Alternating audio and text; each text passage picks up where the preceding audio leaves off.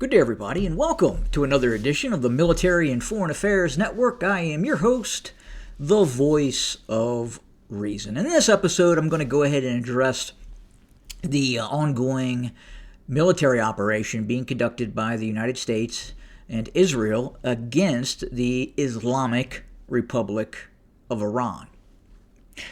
Now, before I really deep dive into this, and maybe this isn't so much of a deep dive, but more of an analysis of how does this impact me? How does this impact you? You, the viewer, may be in a different location than I am. You may be in a location similar or within 1,000 miles of myself. Now, with that being said, the impact of this conflict, whether you are 1,000 miles, 1,500 miles, or even 2,000 miles from me, the impact of this conflict is going to be very similar for you. Now, if you are 10,000 miles from me on the other side of the world, where this is happening, where this conflict is ongoing, whether you are in Abu Dhabi or Kuwait or Israel or Iran, the impact of this conflict is going to be obviously much, much different for you. And that's important to understand within the context of this conflict, the response of the American people. So again, how does this conflict affect me? Well, for most Americans, I would say right now, that this very moment, are not even aware that a conflict between Iran and the United States is occurring. How did it affect me? Well, I received a text alert in the middle of the night. So it kind of woke me up. It disturbed my restful sleep. That's about how it affected me within the last 24 hours. It maybe woke me up. That's it. For most Americans, again, they are not even aware that this conflict is ongoing. They probably won't be aware until maybe Monday, Tuesday. And again, the vast majority of the uninformed urbanite will not know what is happening. How else does this conflict impact me? Well, I am a shareholder in some major U.S. and Israeli defense firms. I have been long on many of these securities for quite some time.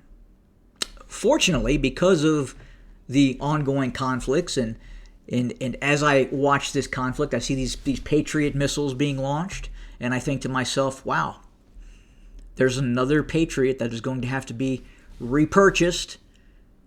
The U.S. government, the Israelis, the Kuwaitis, the Emiratis, the Saudis, every time I see a little orange fireball flying towards the sky, I'm thinking to myself, that's going to be a nicer missile that's going to have to be repurchased. Matter of fact, it's not going to be one, but they're going to have to purchase probably 4, which increases my profits as a shareholder. That's another way this conflict impacts me. I'm going to make money off of this conflict. Look, I'm only speaking the truth. So again, how did this conflict affect me? Me personally. Well, it woke me up, and I'm probably going to make some money off of it. That's it. Me personally. That's all that matters. Right? Is that all that matters? Maybe, maybe not. Now, how did we get here? I'm going to try and speak to the uninformed urbanite. So, the normal viewership, please bear with me.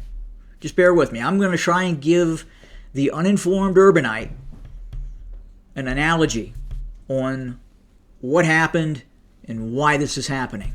And again, the uninformed urbanite may see this a week from now, after it's all over with. Right? Maybe.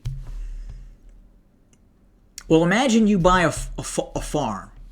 You are an uninformed urbanite who decides to move into the sticks, and you purchase 100 acres of land in the boonies, away from everyone. And you decide that you are going to purchase yourself, because you now live in the sticks, maybe you need a way to defend yourself. So you buy yourself a bolt-action 22 short. Now this 22 rifle is only able to fire 22 shorts, not longs. This is about one step up from a .177 caliber pellet gun, right? All right. And you have a stick too. You have a hiking stick. You have a hiking stick and you have a bolt-action 22 short. And you're walking around and you're surveying your property, and you come across a cave. And in that cave resides multiple giant cave bears. These are giant Kodiak 2,000-pound cave bears. Right? And suddenly you, as the property owner, have decided that, well, you don't like cave bears too much. You don't like cave bears. So what do? You place a online order to receive a larger caliber hunting rifle many, many weeks from the present period. But right now you have a 22 short bolt-action rifle and a stick.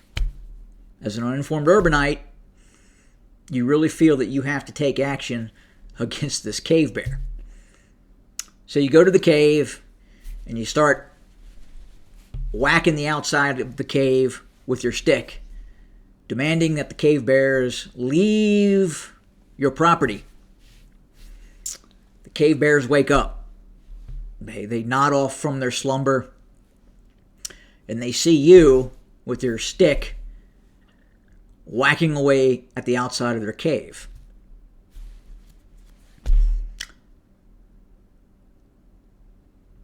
And you continue to then threaten the cave bear. You continue to not be nice against the cave bear. Now, how does this coincide with what's happening with Iran? Let's be honest. Has Iran ever said anything nice about the United States or Israel? Now, have they poked and have they prodded the cave bear at times? They have. And up until within the last 8 months, over the years, it was widely believed that the Iranian capability to launch a counterattack against U.S. bases or against the state of Israel was much more robust than it actually was. So again, back to the cave bear analogy, you then decide that you're going to take your bolt-action 22, and being a not very proficient shot, you shoot and you strike the cave bear with your bolt-action 22 short in the left shoulder.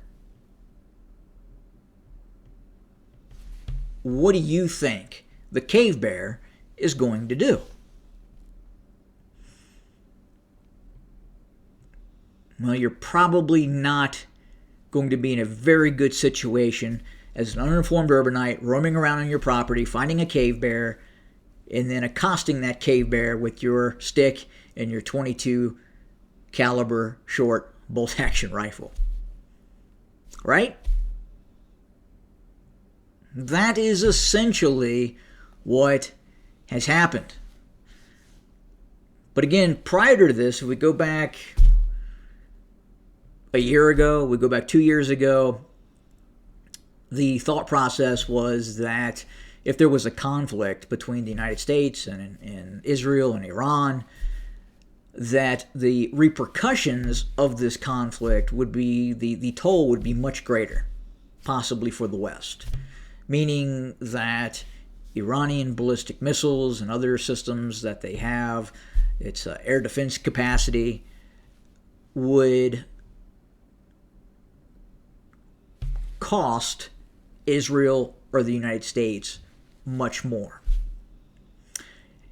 And as I've talked about before, in terms of might makes right. Might makes right. It has come to the conclusion of Israel and the West and the United States that the Iranian bark is much, much, much worse than its actual bite. And as a nation state, if you find yourself in that position where your bite is almost insignificant and you bark very loudly, you are going to find yourself in a precarious situation. That's going to happen. And that's what is happening right now. Again, the cave bear analogy. Yeah, I mean, that's what this is. And that's what this is going to be. And that person that with that stick, with that .22 caliber short bolt action rifle, prodding the cave bear, is going to get mauled. And Iran right now is getting mauled. Now, is it possible that could change? Maybe. Maybe Iran gets lucky and hits a target or two. Thus far, they have not been able to do that. And again, that's important to understand because Iran does not have the ability to create deterrence. Iran had deterrence about a year ago. But that deterrence has been eroding. And then the military operation that took place 8 months ago by the United States and Israel really turned the light on for America and Israel. That, hey, Iran barks loudly, but its bite is minimal. So we have all these expensive weapon systems, case in point, this big, beautiful Patriot missile battery, right? You spend all this money, you spend literally trillions of dollars on these weapon systems, research and development. Do you not think they're going to get used? Why do you believe a nation state like the United States purchases trillions of dollars of weapon systems? Do you think that they're just going to sit there on the shelf and not get used if you come to the conclusion that you have an adversary that is barking rather loudly and has no bite? What's going to happen then? Well, Iran is experiencing what happens when you bark loudly and your bite is very minute. That's what is happening. Again, this just goes back to Neanderthal man, right? It goes back to cave humans. Might makes right. If you have something that I want and I have the capability to take it from you, well, I'm probably going to do that. Now, I know that's in modern society, that's something that is looked down upon. It's frowned upon. In modern society, in the bubble. If you live in the bubble and you believe that, and you believe that you're not going to be victimized because you are weaker than your adversary or your perceived adversary, you have a serious, serious challenge on your hands. Nothing that is happening right now is any different than what has happened throughout human history. If we go back to the 80s, if we go back, which was there was lots of deterrence then. Obviously, the Cold War. So we lived in that period of deterrence, but go back prior to that. Humans have been doing this for the span of human history, for tens of thousands of years. Nothing has changed, and this is what you're seeing right now. And again, I think if you, depending on the news service you watch, right, maybe they're making more of this than what it really is. Because at the end of the day, especially regarding the United States and Israel versus Iran, how does it affect the average American? And again, right now, most Americans are probably unaware. And if you are aware, maybe it woke you up in the middle of the night, and maybe you're going to make some money off of this. That's about it. Now, obviously, you have people that have children that are in the military. I'm a father, and I have two boys that serve the United States military. Obviously, that's a bit of a concern for me. That's how this impacts me as well.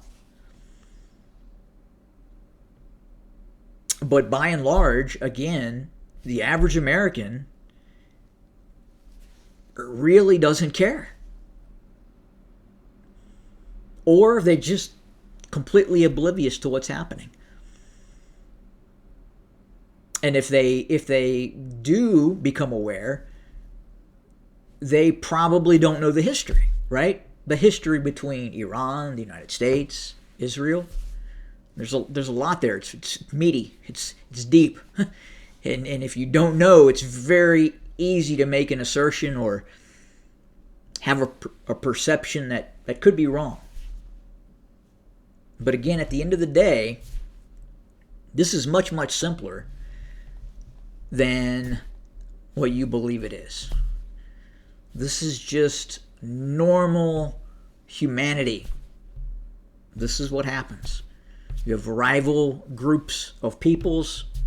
You have one group of people that barked very loudly and got the attention of the cave bear. Good day, everybody.